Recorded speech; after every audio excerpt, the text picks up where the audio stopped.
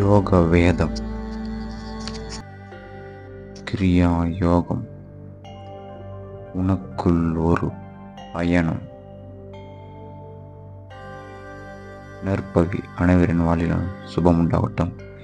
இன்றைக்கி வீடியோவில் நம்ம பார்க்கறது இன்றைக்கி பதிவில் கிரியா யோகா குருவின் லட்சணங்கள். ஒரு குரு குருவுடைய லட்சணங்கள் எப்படி இருக்கும், ஒரு சீடனை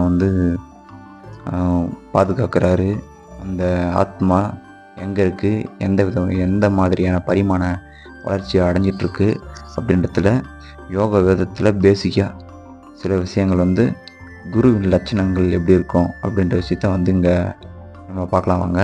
அதாவது கிரியா யோகத்தில் பார்த்திங்கன்னா மகாவதர் பாபாஜி சொல்லியிருக்கிற விஷயங்கள் ரொம்ப ஆச்சரியமாக அனுபவபூர்வமாக இருக்கும். அது என்னென்னு இப்போ நம்ம பார்க்கலாம். மிகவும் நுணுக்கமான தன் அறியும் ஆற்றலையும் அதன் வழிமுறைகளையும் உண்மையான கிரியா யோகம் எனப்படும். அந்த மாபெரும் சூட்சுமமான கலையினை உனக்கு போதிக்கும் உண்மையான யோகியின் குணலட்சணங்களை கூறுகிறேன், நீ கவனமாக கேள். இவ்வாறான குருவானவர் கிடைப்பது மிகவும் அரிது அப்படின்னு சொல்கிறாங்க. அதாவது எந்த மாதிரினா, நம்பர் 1 ஜாதி, மதம், இனம், மொழி, கலாச்சாரம், தகுதி, பதவி இவைகளை யாவற்றையும் கடந்து அதன் நின்று அப்பாற்பட்டு ஒருவரை உயர்த்துபவரே குரு ஆவர் அப்படின்னு சொல்கிறாங்க. நம்பர் 2 யாருக்காகவும் எதற்காகவும் அஞ்சாமல் மகா குருவின் கட்டளையின்படி கண்டிப்புடன் நடப்பதுடன் எவ்விடத்திலும் எப்பணியில் என் நிலையில் இருந்தாலும் தன் கவனத்தை தன் சீடன் எனும் மாணவன் மீது வைத்து அவனின் ஒவ்வொரு நிலையையும் மிகவும் நுணுக்கமாகவும் கூர்ந்து கவனிப்பவரே குருவாவர். யாருக்காகவும் எதற்காகவும் பயப்படாமல் பதுங்காமல் ஒரு மகா குரு இருக்காங்கன்னா அந்த கட்டளைப்படி கண்டிப்புடன், அதாவது குரு பக்கத்தில் இருந்தாலும் சரி இல்லாமல் இருந்தாலும் சரி, கண்டிப்புடன் ஆனால் உண்மையாக நேர்மையாக மனதிற்கு விரோதம் இல்லாமல் எந்த இடத்துல இருந்தாலும் சரி, என்ன வேலை செஞ்சுட்டு இருந்தாலும் சரி, அதை பற்றி கவலை இல்லை. தொழில் செய்யிருந்தாலும் சரி, எந்த நிலையில் இருந்தாலும் சரி, தன் கவனத்தை தன் சீடன் எனும் மாணவன் மீது வைத்து அவனின் ஒவ்வொரு நிலையும் மிகவும் நுணுக்கமாக கவனிச்சிட்டே வருவாராம் குரு. நம்பர் 3 என்ன சொல்கிறாங்கன்னா, உனக்கு மகாகுருவுக்கும் இடையில், அதாவது உனக்கும் மகாகுருவுக்கும் இடையில் அவரின் மூலம் வரும் கட்டளைகளை மட்டுமே நிறைவேற்றும் தூதுவன் மட்டுமே நான் என்று கோராமல் கூறுபவரே குரு ஆவர். நமக்கு மகாகுருக்கிட்ட வரக்கூடிய அவர் மூலம் வர கட்டளைகளை நிறைவேற்றும் ஒரு தூதுவனாக, ஒரு போர் படை தளபதி இருக்காங்கன்னா, ஒரு போர்லேருந்து அந்த காலத்தில் பார்த்திங்கன்னா ஒரு நாட்டுக்கும் இன்னொரு நாட்டுக்கும் போர் நடக்குது அப்படின்னா முதல்ல தூது எடுத்து செல்லுவாங்க. தூது என்ன இந்த நாட்டில் இருக்கிற அந்த முன்னெச்சரிக்கையான அந்த தூது எங்கள் நாட்டு மேலே நீங்கள் போர் தொடக்க வேணாம், உங்கள் நாட்டு மேலே நாங்கள் போர் தொடக்க வேணாம், 2 பேருமே சமாதானமாக போயிடலாம் அப்படின்ற இவங்க ஒரு சில கோரிக்கைகளை வைப்பாங்க அந்த நாட்டு ராஜாக்களிடத்தில். அந்த நாட்டில் இருக்கிற ராஜாக்கள் பார்த்திங்கன்னா இந்த நாட்டு ராஜா கிட்ட சில கோரிக்கைகளை வைப்பாங்க. இவங்க 2 பேருக்குமே போட்டுக்கிட்ட அந்த பிளான் படி இவங்க 2 பேருக்குமே ஓகே அப்படின்னா இவங்க அந்த போர்களை கைவிடுவாங்க. அந்த மாதிரி ஒரு போர் தூதுவனாக மட்டுமே நான் இருந்து செயல்படுவேன். மற்றதெல்லாம் நம்மளுடைய முயற்சியால் மட்டுமே நாம் யோகம் என்னும் பயணத்தில் பயணிக்கணும் அப்படின்னு சொல்கிறாங்க. அதாவது நம்மளுடைய முயற்சி வேணும் அப்படின்றாங்க. தன்னுடைய அறிவை உன்னுள் செலுத்தி சூட்சுமமாகவே உன்னை வழிநடத்துபவரே குருவானவர் ஆவர் அப்படின்றாங்க. தன்னுடைய அறிவை தனக்குள்ளே செலுத்தி அந்த சூட்சுமமாகனா அது அதனுடைய வார்த்தைகள் அர்த்தம் என்னன்னா மறைமுகமாக, அதாவது கண்ணுக்கு தெரியாத மறைமுகமாக இந்த தனக்குள்ளே வழிநடத்துபவரே குருவாவர். 5வது பார்த்திங்கன்னா, தன்னுடன் இருப்பவர்கள் அனைவரின் மீதும் யாதொரு மாறுபாடும் எதிர்பார்ப்பும் இன்றி சமநிலையில் நடத்துபவரே குருவாவர் அப்படின்னு சொல்கிறாங்க. 6வது பாயிண்ட் என்ன சொல்கிறாங்கன்னா, தான் குரு அல்ல என்றும் அந்த மகா குருவே அனைவருக்கும் குரு என்றும் அவருடைய சபையில் நாம் எல்லோரும் சமம் என்றும் சொல்லலாம். அது மட்டும் இல்லாமல் சொல்லாலும் செயலாலும் சூட்சுமமாகவும் இயற்கையாகவும் உணர்த்துபவரே குருவாவர் அப்படின்னு. அதாவது சொல்லால் மட்டும் இல்லை, செயலால் மட்டும் இல்லை, சூட்சுமமாகவும் இயற்கையாகவும் உணர்த்துபவரே குருவாவர் அப்படின்றாங்க. 7வது பாயிண்ட் என்ன சொல்கிறாங்கன்னா, எந்த நிலையிலும் தான் குரு என்று எண்ணாமல் மிக சிறந்த நண்பனாக, காவலனாக, வழிகாட்டும் காப்பாளனாக இயங்குபவரே குரு ஆவர். அதாவது குரு அப்படின்ற ஒரு அகங்காரம் நமக்குள்ளே வந்தாவே இந்த யோக பயணத்தில் வந்து பயணிக்க முடியாது. எப்படின்னா, முதல்ல ஒரு ரூ. 100 நம்மக்கிட்ட இருக்குன்னா ஓரளவுக்கு நமக்கு ஒரு மனசுக்கு ஒரு தெம்பு வந்துடும். அதுவே ஒரு ரூ. 500 ஆச்சுன்னா, ரூ. 500 நம்ம கையில் இருக்குது அப்படின்ற எக்ஸாம்பிள் வச்சுக்கணும்னா, ஒரு இன்னும் கொஞ்சம் சேர்ந்த ஒரு தைரியம் ஆகும், ஒரு அகங்காரம் ஏற்படும். அதுவே ஒரு ரூ. 5000 நம்ம கையில் இருப்பு இருக்குது, சேமிப்பு அப்படின்னா, நம்ம அப்படியே ஒரு விதமான அந்த அமௌண்ட் அப்போ தான் புதுசாக பார்க்குறோம் அப்படின்னு வச்சுக்கோங்க. அப்படி இருக்கும்போது என்ன ஆகும், நமக்குள்ளே ஒரு மனசுக்குள்ளே என்னை யாரும் ஒன்றும் பண்ண அந்த மாதிரியான ஒரு பயங்கரமான அகங்காரம் இருக்கும். அப்படியே ஒரு 50,000 நம்ம கையில் இருக்குது அப்படின்னா, நான் தான் கில்லி அப்படின்ற மாதிரி ஒரு பெரிய, நான் தான் ரவுடி அப்படின்ற மாதிரி ஒரு பெரிய அகங்காரம், என்கிட்ட பணம் இருக்கு, நான் என்ன வேணாலும் செய்வேன். அந்த மாதிரி அகங்காரம் தன்னுடைய குரு மகாவதன்றவங்க வந்து என்ன சொல்கிறாரு அப்படின்னா, இந்த மாதிரி அகங்காரம் எதுவும் இல்லாமல் சாதாரண ஒரு நண்பனா, சாதாரண ஒரு பாதுகாப்பு காப்பாளனா, சாதாரண ஒரு வழிகாட்டும் நண்பனா நான் உங்களுக்கு வந்து உதவுறேன், வழிகாட்டுறேன். அந்த மாதிரி இருக்கிறவங்க குருவுடைய வந்து ஸ்தானத்தில் இருக்கிற தகுதியானவங்க அப்படின்னு சொல்கிறாங்க. உன்னை படிப்படியாக உயர்த்தும் பொருட்டு உனக்கு கூறிய ஒரு நிலையில் இருந்து நீ முற்றிலும் தேறிவிட்டதை பூரணமாக அறிந்து மறுநிலையை உனக்கு உபதேசிப்பவரே குரு அவர். அதாவது முதல் ஸ்டெப் வந்து கடந்துட்டோம். அதாவது நீ முதல் ஸ்டெப்பில் வந்து பயிற்சி எடுத்து அது தியானமாக இருக்கட்டும், இல்லை நம்ம அன்றாடம் செய்யக்கூடிய எந்த ஒரு விஷயமா இருக்கட்டும், நம்ம பயிற்சி முதல் சப்ஜெக்டு நல்லா தெளிவாக புரிஞ்சிருச்சு. அந்த விஷயம் ஆசிரியருக்கு தெரியும். இவன் வந்து ஃபஸ்ட்டு பாடத்துடைய சப்ஜெக்ட் இவனுக்கு கிளியராக புரிஞ்சுக்கலாம். எந்த பேஜிலேருந்து கொஸ்டின் கேட்டாலும் இவன் தெளிவாக பதில் சொல்லிடுவான் அப்படின்றது வந்து ஆசிரியருக்கு தெரியும்.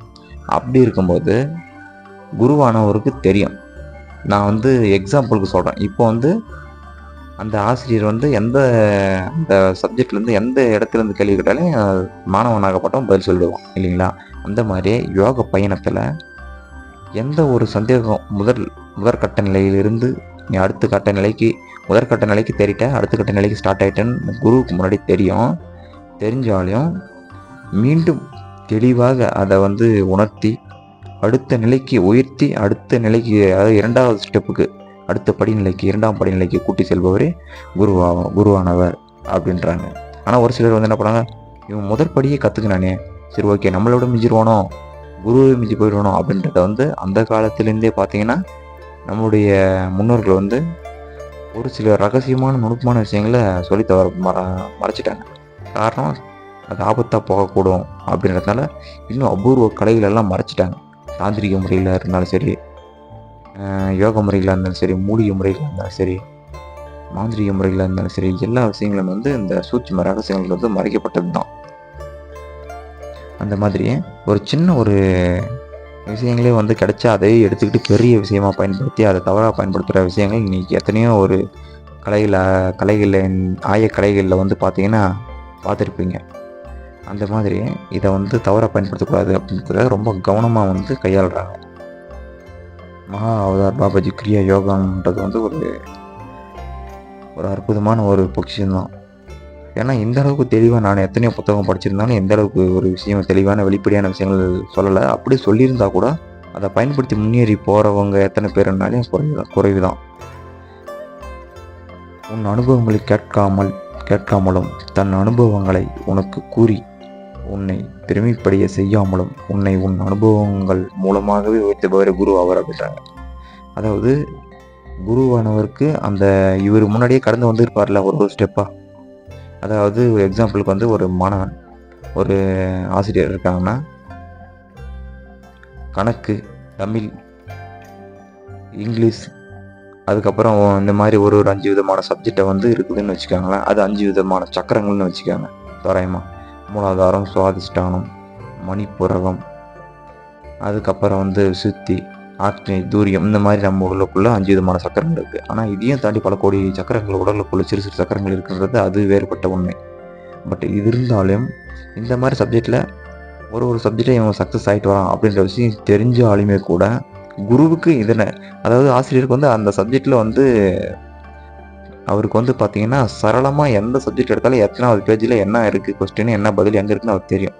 அந்த மாதிரி யோக குருவானவர் மகா அவதார் பாபாஜி வந்து தான் உணர்ந்த முதல் நிலை, 2ஆம் நிலை, 3ஆம் நிலை, எத்தனை நிலைகள் இருந்தாலும் தனக்குள் இருக்கும் அந்த அனுபவங்களை வெளியே சொல்லாமல் தனக்குள் தானே மாணவனாகப்பட்டவன், சீடனாகப்பட்டவன் தனக்குள் தானே ஒரு விஷயமா உணர்ந்து அந்த படிநிலையை அவன் உணர்ந்த பின்னாடி தான் அடுத்த நிலைக்கு கூட்டி போவாராம் சூட்சுமா.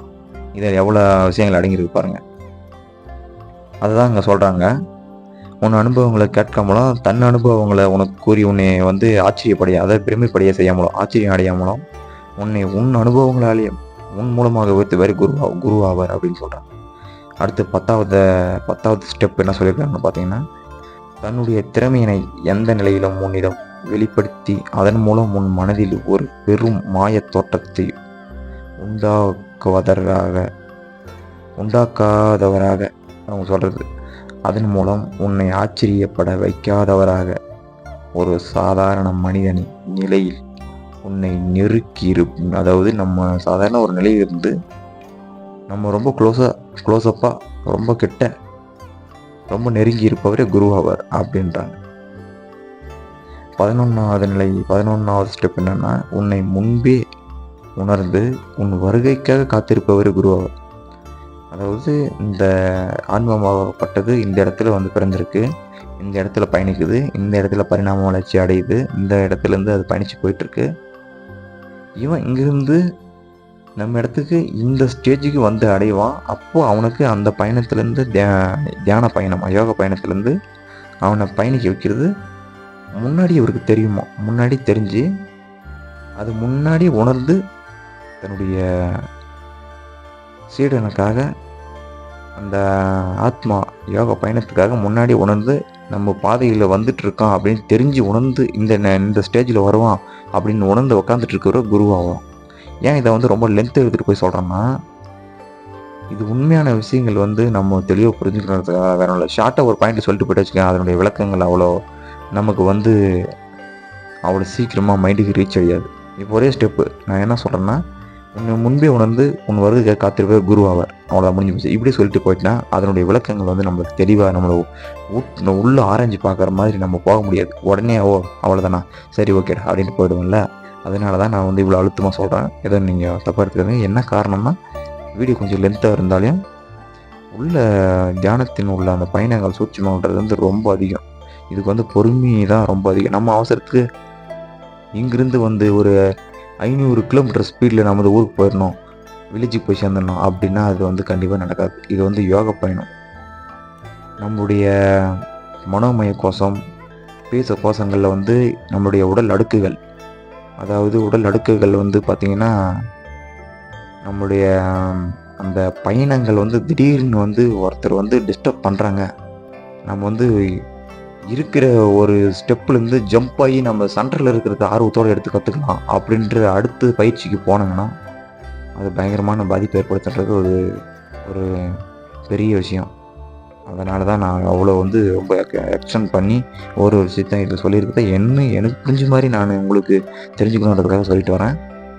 எப்படின்னா, முதல் ஸ்டெப்பு முதல்நிலை பயிற்சினா முதல் ஸ்டெப்பு தியானம்ன்றது வந்து இயற்கையாக மட்டும்தான் மூச்சியை பயன்படுத்தணும். செயற்கைக்கு மாற நம்ம பயன்படுத்தக்கூடாது. இயற்கையாகவே வந்து ஆட்டோமேட்டிக்காக அது ஓடும். இயற்கையாகவே நம்ம பரந்தத்தோட நம்ம தொடர்பு கொள்ள முடியும். இயற்கையாகவே நம்ம வந்து மூச்சு ஆட்டோமேட்டிக்காக சூரியக்கலை, சந்திரக்கலை, சுழுமுனை இதெல்லாம் ஓட ஆரம்பிக்கும். இடக்கலை, பெண்கலை, சுழுமுனை அப்படின்வாங்க. அந்த மாதிரி இடக்கலை அப்படின்றத வந்து தன்னுடைய இடது பக்கம் இருக்கிற அந்த சுவாசம். அடுத்து வந்து பிங்கலை அப்படின்றது வந்து பார்த்திங்கன்னா வலது பக்கம் ஓடக்கூடிய மூக்கு துவாரத்து வழியாக வலது பக்கம் ஓடக்கூடிய சுவாசம். சுழுமுனைன்றது அந்த இரு மூக்கு துவாரங்கள் வழியாக ஒரு குறிப்பிட்ட மணி நேரத்துக்கு, குறிப்பிட்ட நிமிடத்திற்கு தானாகவே மாறிக்கொள்ளும். அது வந்து சுழுமுனையில் ஓடும். அது வந்து பார்த்திங்கன்னா அந்த சுவாசமானது சுழுமுனையில் ஓடும்.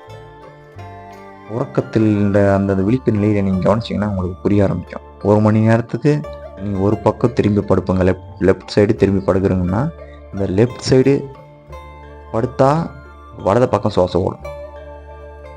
அதே வந்து ரைட் சைடு திரும்பி படுத்தா லெஃப்ட் சைடு இருக்கிற அந்த மூக்கு துவாரத்துக்கு முன்னாடி சுவாசம் வரும். 2 கை கால்களையும் வந்து நேராக நீட்டிக்கொண்டு எங்கேயுமே அந்த பேலன்ஸ் இல்லாமல் ஒரு மலர்ந்த நிலையில் நார்மலாக நீங்கள் தூங்கும்போது பார்த்தீங்கன்னா சுழுமுனை சுவாசம் விட ஆரம்பிக்கும். இந்த மாதிரி ஆட்டோமேட்டிக்காக அதுவே சுவாசத்தை வந்து நம்மளாகவும் மாற்றிக்கிற அந்த சூட்சும ரகசியங்கள் சித்தர்களை சொல்லி கொடுத்துருக்காங்க. சித்தர்கள் மூலியமாக நம்ம உணர முடியும். அப்படி இல்லாட்டி நம்ம வேண்டாம். ஏன் வந்து சித்தர்கள் வந்து இந்த சுவாசத்தை மாற்றி ஓட்டினாங்க அப்படின்னா, அதிகமான வெயில் உஷ்ண காலங்களில் சந்திரக்கலை ஓட்டுவாங்க. சந்திரக்கலைன்னா அந்த காற்று குளிர்ச்சியாக இருக்கும். இடது பக்கம் இருக்கிற அந்த மூக்கு துவாரம் வழியாக அப்படியே வந்து பார்த்தீங்கன்னா குளிர்ச்சியாக இருக்கும். வலது பக்கம் இருக்கிற அந்த வலது கண்கள் சூரியன், இடது கண்கள் சந்திரன் அப்படின்ட்டு நீங்கள் சித்தர்கள் பாட்டெல்லாம் பார்த்துருப்பீங்க. அந்த மாதிரியே ரொம்ப பயங்கரமான ஒரு குளிர்காலத்தில் சூரியக்கலையை ஓட்டுவாங்க. சூரியக்கலை ஓட்டினா என்ன ஆகும், உடம்பு வந்து சூடான காற்று வலது முக்கு துவாரத்து வழியாக ஏறும்போது சூடான காற்று வந்து பயணிக்க ஆரம்பிச்சிச்சுன்னா உடல் உஷ்ணமாகும். அந்த ஈக்குவல் வரும். அந்த குளிருக்கு அந்த வெப்பம், அந்த இதமான அந்த உடல் சமநிலைப்படும், வெப்ப சமநிலை. அதெல்லாம் ஒரு ரகசியமான ஒரு விஷயங்கள் தான். அது மட்டும் இல்லாமல் உன் சமூக வளர்ச்சியின் யாதொரு குறுக்கீடும் செய்யாமல் உன் ஜீவ வளர்ச்சியில் மட்டுமே தனி கவனம் செலுத்துவரை குருவாக. 13வது பாயிண்ட் ஆஃப் வியூ என்ன சொல்கிறாங்க அப்படின்னு பார்த்தா, தன்னுடன் சேர்ந்து பயிற்சி செய்யும் நிலையில் உனக்கு அவரின் அருகாமையில் ஏற்படும் சில அற்புத அனுபவங்களை கண்டு பிரமித்து நீ கேட்பாயாகில் அதற்காக யாதொரு பெருமையும் கொள்ளாமல் இவை அனைத்தும் உனக்குள்ளும் இருக்கிறது என்று உணர்பவரே குருவாக. அதாவது குண்டலினி அப்படின்ற விஷயத்த வந்து இங்கே இடம்பெறுது. அதாவது குண்டலினின்ற பயிற்சி வந்து எந்த அளவுக்கு உண்மை அப்படின்னா, மூலாதாரத்திலிருந்து சுவாதிஷ்டானத்துக்கு கவனத்தை செலுத்தி ஏற்றிட்டு போகணும். ஒவ்வொரு சக்கரமாக தான் ஏற்றிட்டு போகணும். அடுத்து சுவாதிஷ்டானத்திலேருந்து மணிப்புரகம் தொப்புள் சக்கராஸ் அங்கே ஏற்றிட்டு போகணும். அதாவது ஒரு வாரத்துக்கு ஒரு சக்கரமாக தான் ஏற்றணும். ஏன்னா வந்து ஒரு நாளைக்கு ஒரு சக்கரத்தை ஏற்றிட்டு மறுநாளைக்கு உடனே இன்னொரு சக்கரம், அடுத்த நாளைக்கு இன்னொரு சக்கரத்துக்கு குண்டலினி ஏற்றிட்டு போகிறது, அடுத்த நாள் இந்த மாதிரி தெரியாமல் ஒரு சக்கரத்தை விட்டு ஸ்கிப் ஆகி ஏற்றினாலே சக்கராஸ் பிளாக் ஆகிடும். உடலில் பல விதமான ரீதியான பாதிப்புகள் வர ஆரம்பிக்கும். அதனால் வந்து எங்கிருந்து மூலாதாரத்தை வந்து சுவாதிஷ்டானத்துக்கு ஒரு குண்டலினி வந்து கவனத்தை செலுத்தி மெதுவாக ஏற்றும் போது அதனுடைய உணர்வு எறும்பு ஏறுற மாதிரி ஒரு உணர்வு அவங்களே அது அனுபவிச்சாதான் தெரியும். அதுலேருந்து மறுபடியும் மூலாதாரத்துலேருந்து சுவாதிஷ்டானம் ஏற்றின அந்த குண்டலினியை மறுபடியும் அங்கிருந்து மறுபடியும் கீழே இறக்கணும், மூலாதாரத்துக்கு இறக்கிடணும். இது முதற் கட்டம். அதே மாதிரி 7 சக்கரம் வரையும் எடுத்துகிட்டு போகணும். துரியம் வரையும் வரையும் கொண்டு வந்து மறுபடியும் மூலாதாரத்துக்கு இறக்கிடணும். அப்போ வந்து இதை சரி வர கரெக்டாக பண்ணணும். அப்படி இல்லைன்னா சக்கராஸ் பிளாக் ஆகும். பிளாக் ஆனால் பாதிப்புகள் ஏற்படும். அதனால் இந்த விஷயங்கள் சும்மா தெரிஞ்சுக்கிறதுக்காக மட்டுமே கிரியா யோகத்தில் வந்து ஒரு எக்ஸாம்பிளுக்காக மட்டும்தான் சக்கராஸை விளக்குறாங்களே தவிர, இயற்கையான மூச்சை மட்டும் அமைதியாக இருந்து கவனித்தா போதும். அப்படி நமக்குள்ளே நடக்கிற விஷயங்கள் ஒவ்வொன்றும் கவனித்தா மட்டும் போதும் அப்படின்னு சொல்கிறாங்க. முதல்நிலை பயிற்சி. அதாவது மகாவதார் பாபாஜி இந்த போட்டோ பார்த்தா தெரியும். தன்னுடைய 2 கண்ணையும் கங்கா முதிரைகள் வச்சுக்கிட்டு இடது கால் மேலே வலது கால் மேலேயும் தன்னுடைய 2 கைகளையும் மடி மீது தொப்புளானவை வைத்துக்கொண்டு தன்னுடைய 2 கண் கருவிழி பார்வையை புருவ மையத்தில் வந்து மேல் நோக்கியபடி, அரைவிழி மேல் நோக்கியபடி பார்த்தபடி இருப்பாங்க. அப்போ என்ன ஆகும், தன்னுடைய வாயுவானது மாற்றம் ஏற்பட்டு கபாலத்தின் வழியாக பாய்ந்து வான்காந்த அமிர்தம்னு சொல்லக்கூடிய அந்த உருவ போட்டை உடச்சி திறந்து நம்முடைய சுழுமுனை வழியாக எல்லா சக்கரங்களுக்கும் அந்த சக்தி ஆற்றலானது இறங்க ஆரம்பிக்கும். இந்த மாதிரி அவர் வந்து சும்மா ஒரு தெரிஞ்சுக்கிறதுக்காக மட்டும்தான் வந்து எல்லா விஷயங்களும் விளக்குறாங்களே தவிர, கிரியா யோகத்தில் மூச்சியை வந்து இயற்கைக்கு மாறா, இயற்கையாக நம்மளுக்கு மூச்சு எப்படி ஓடுதோ அந்த மூச்சு சுவாசமானது இயற்கைக்கு மாறா செய்யக்கூடாது அப்படின்றது வந்து ரொம்ப முக்கியமான ஒரு கோட்பாடு. நற்பவி அனைவரும் சுபம் உண்டாகட்டும். மீண்டும் அடுத்த பதிவில் சந்திப்போம். நன்றி.